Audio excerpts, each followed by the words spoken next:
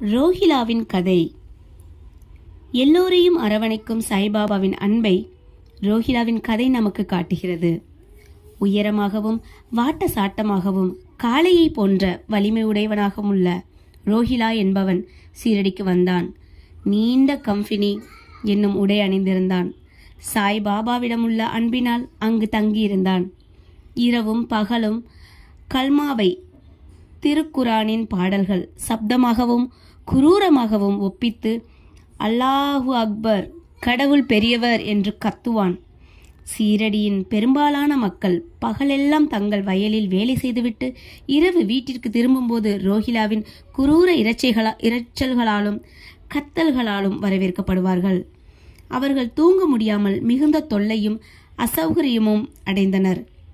மௌனமாக இத்தொந்தரவை சில நாட்கள் பொறுத்திருந்து அவர்களால் இனிமேல் பட முடியாது இத்துயரம் என்னும் நிலை வந்தவுடன் பாபாவை அணுகி இதை கவனித்து ரோஹிலாவின் தொந்தரவை நிறுத்தும்படியும் வேண்டிக் கொண்டனர்.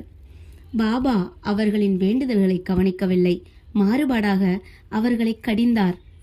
அவர்களை தங்கள் வேலையை கவனிக்கும்படியும் ரோஹிலாவை கவனிக்க வேண்டாம் என்றும் கூறினார்.